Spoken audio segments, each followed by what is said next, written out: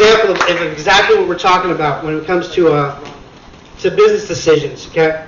Let's talk about an American company versus a German car company, okay, when they go and create a car. When we create a car, you heard Ron Woodward talking about the 22% embedded tax that goes into all our products that were sold. That's before we add sales tax and the other tax on top of it, right? This is just the price that you're paying when you buy the product. Well, that goes in to every product that we make, including our cars. So our American cars get made, you have that 22% embedded tax, and now they go and sell it to the people of America. That tax goes right along with it, passes right along to the consumer, okay? Now the German car companies, in Germany they have what's called the value-added tax, the VAT, right? What happens with that is it works somewhat similar where every process that they build, they add value to their product, a tax is added on. However, when they send their cars over here to the U.S., they are refunded that in Germany.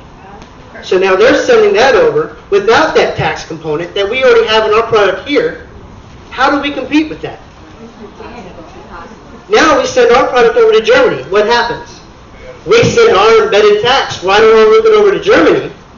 And then when it gets to Germany, Germany adds a value-added tax to our product. Again, how do we compete? A great example of this was Daimler Chrysler. When they merged, they were doing Mercedes now. When they merged, they had to make a decision. Are we going to go and do the headquarters in Germany or in the U.S.? Where do you think they chose? Germany, because of the tax code.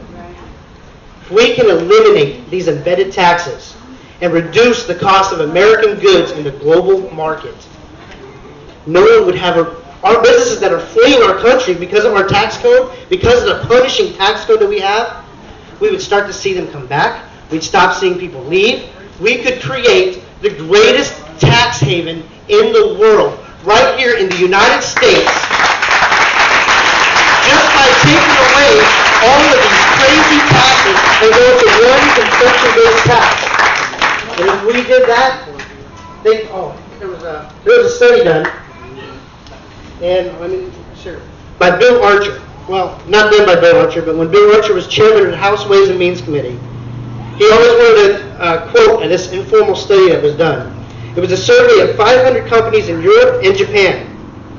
And the question was, what would you do if your long-term planning for your business if the U.S. eliminated all taxes on capital and labor and taxed only personal consumption?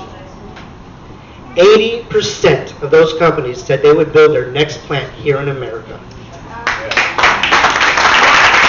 Here's the biggest thing. The other 20% said they would relocate altogether.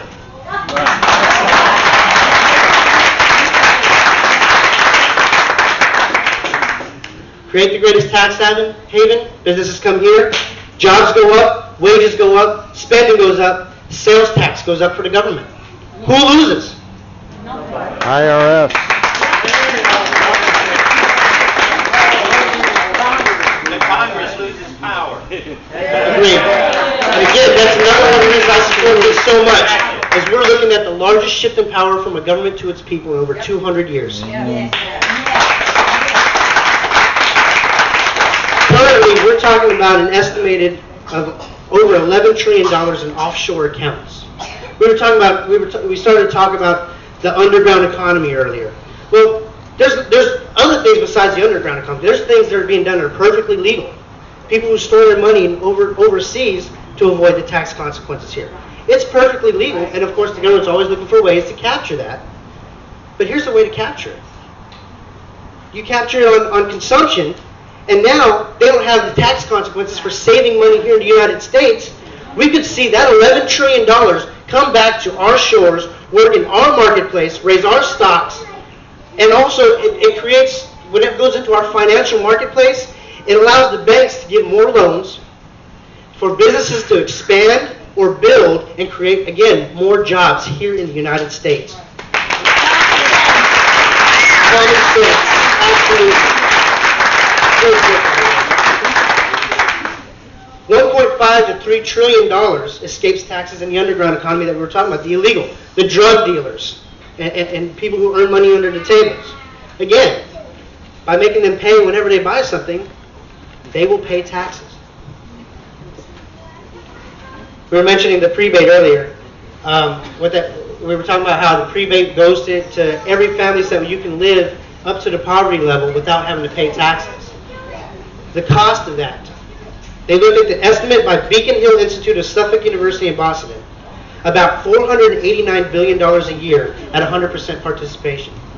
That is compared to the $945 billion a year just in income tax deductions, tax preferences, loopholes, credits, and favors. And that's an estimate from the Joint Committee of Taxation.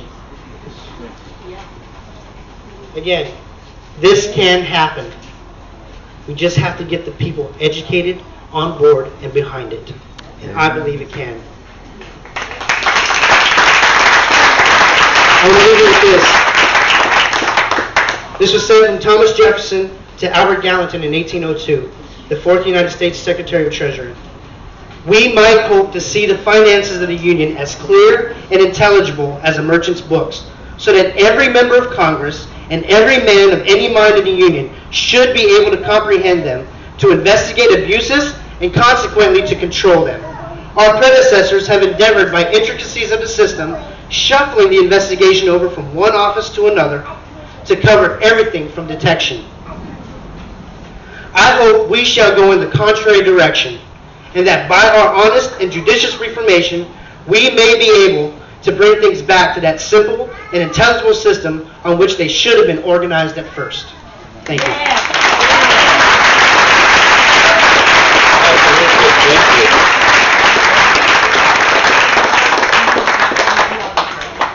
Hard to argue with all that common sense. Hey, Buck, can you take a question?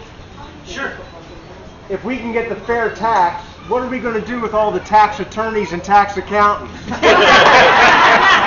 For many of them? Fire 'em. I don't know if the question is what we can do with the tax accountants and tax attorneys. Yeah, They can go and concentrate on the real portion of their job. Actual accounting that doesn't have to do with just concentrating on taxes. They can go and concentrate more on how to do that accounting to better the business. So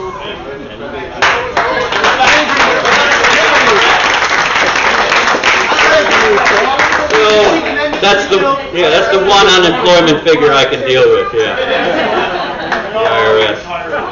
Enough jobs will be created by this, they can find another job. That's right. Yeah. That's right. It'll be so easy to employ people that even government officials and cabinet members could do it without breaking the law. What about the lobbyists? They can move Yeah. to Russia.